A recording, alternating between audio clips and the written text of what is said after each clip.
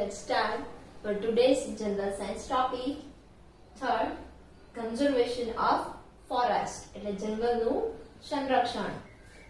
Clearing forest leads to loosening of the topsoil. એટલે જંગલો છે ને આપણે વધારે પડતા સાફ કરતા જઈએ એટલે કે વૃક્ષોને વધારે પડતા કાપતા જઈએ તો જમીનનું જે ઉપરનું સ્તર છે કેવું થઈ જાય, ઢીલું થઈ જાય છે. લૂઝનિંગ એટલે ઢીલું કરવું and leads એટલે એના તરફ દોરવું. This causes soil erosion on plains. અને આના કારણે જે વેરાન જગ્યા છે ત્યાં જમીનનું ધોવાણ થાય છે. In the absence of trees એટલે વૃક્ષોની ગેરહાજરીમાં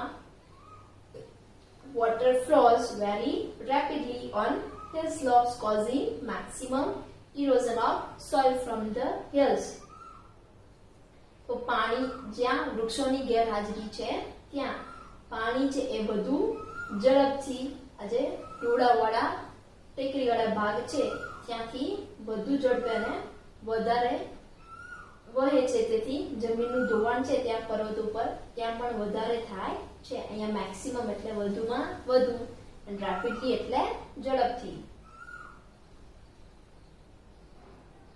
So forest should be conserved whether on plains or on hilly slopes.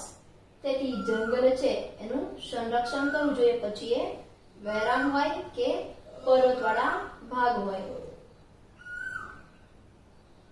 For farming એટલે ખેતી. So large areas of land should be used to grow crops. એટલે વિશાળ વિસ્તાર છે એનો પાક ઉગાડવા માટે ઉપયોગ થાય છે. So after one crop is harvested એટલે એક પાક છે એની લણણી થઈ જાય, a different variety of crops should be grown. તો અલગ પ્રકારના પાક છે એને ઉગાડવામાં આવે છે. This is called crop rotation. તો આને શું કહેવાય છે? પાકની ફેરબદલી. crop rotation એટલે પાકની ફેરબદલી. Every crop requires certain specific nutrients. એટલે દરેક પાકને અમુક ચોક્કસ પ્રકારના પોષક તત્વોની જરૂર પડે છે. Once a crop is planted એટલે એક વખત પાક છે એ ઉગાડીએ, certain nutrients are used up. તો ચોક્કસ પોષક તત્વો છે એ વપરાઈ જાય છે. So a different crop that requires a different nutrients is grown next. તેથી અલગ પાક કે જેને અલગ અથવા તો બીજા પોષક તત્વોની જરૂર પડે છે એને પછી વાવવામાં આવે છે. This method of crop rotation helps the soil restore the nutrients used up by the earlier crop.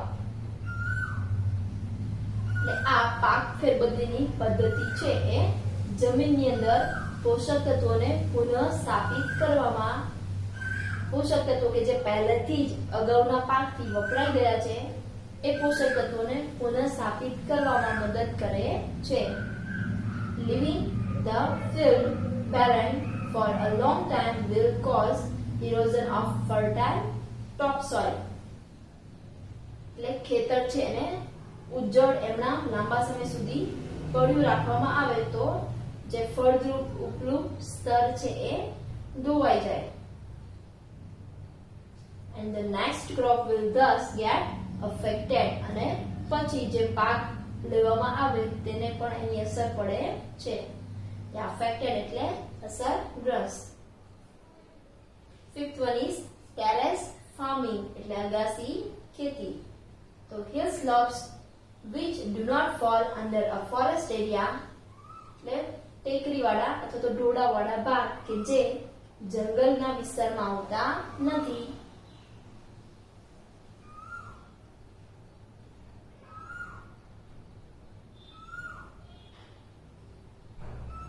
should be cultivated through terrace farming. તો ત્યાં અગાસી ખેતીથી વાવેતર કરવું જોઈએ. કલ્ટિવેટેડ એટલે વાવેતર. Water flows gently on terraces. હવે અગાસી ઉપર પાણી છે બહુ જ ધીમેથી વહે છે, thus minimizing soil erosion. અને આમ જમીનનું ધોવાણ છે એ પણ ઓછું કરે છે. 6. Preventing overgrazing એટલે વધુ પડતું ચરાણ છે એના અટકાયત. Overgrazing of meadows preventing overgrazing of meadows એટલે જે ઘાસવાળી જમીન છે ત્યાં વધારે પડતું ચરાણ છે એને અટકાવવું. Cattle should not be allowed to continue grazing on the same land એટલે ઢોર છે એને એકને એક જગ્યા ઉપર સતત ચારણ કરવા દેવું જોઈએ નહીં. This not only reduce the grass but also loosens the topsoil. આનાથી ફક્ત ઘાસ જ ઓછું નથી થતું પણ જે ઉપરની જમીન છે એ પણ ઢીલી થાય છે.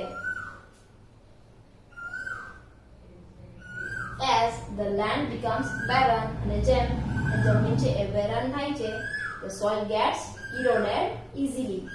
જમીન છે એનો ભૂકો પણ સહેલાઈથી થાય છે. 7. Embankments, dams and bunds એટલે પાળ બંધ અને બંધો. Construction of embankments and bunds along river banks helps to keep the river water from washing away the fertile soil from the nearby fields. એટલે નદી કિનારા છે ત્યાં પાળ અથવા તો બંધ બાંધવામાં આવે તો એનાથી જે નદીનું પાણી છે એની આસપાસ અથવા નજીકના જે ખેતરો છે એની ફળદ્રુપ જમીન છે એનું ધોવાણ થતું આપણે અટકાવી શકીએ છીએ. Heavy and fast flowing water causes soil erosion. ભારે અને ઝડપથી વહેતું પાણી જમીનનું ધોવાણ કરે છે. This can be checked by building dams. અને આને તમે ડેમ અથવા ત્યાં બંધ બાંધીને પણ તપાસી શકો. The dam water can then be gently let out to the surrounding lands for irrigation. અને પછી આ જે ડેમનું પાણી છે એને સિંચાઈ માટે આસપાસની જમીનમાં સહેલાઈથી અને ધીમે ધીમે તમે આપી શકો છો.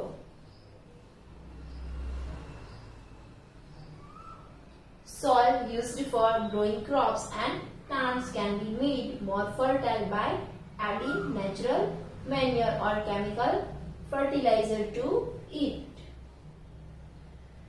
જમીન કે જેનો પાક અને વનસ્પતિ ઉગાડવા માટે ઉપયોગ કરો છો તેમાં કુદરતી અથવા તો રાસાયણિક ખાતર ઉમેરીને વધારે ફળદ્રુપ બનાવી શકાય છે. Farmers follow the crop rotation method to prevent loss of nutrients. ખેડૂતો છે એ આ પાક ફેરબદલીની પદ્ધતિ છે એનો ઉપયોગ ખનિજ દ્રવ્યો ગુમાવે નહીં જમીન એના માટે કરે છે. They also grow certain crops which increase the soil fertility. અને તેઓ અમુક બીજા ચોક્કસ પાક છે એને પણ ઉગાડે છે કે જેથી જમીનની ફળદ્રુપતા છે એ વધે. યા ઇન્ક્રીઝ એટલે વધવું, ન્યુટ્રિયન્ટ્સ એટલે ખનિજ દ્રવ્ય તો પોષક તત્વો, ફોલો એટલે અનુસરવું. So I hope friends you understand.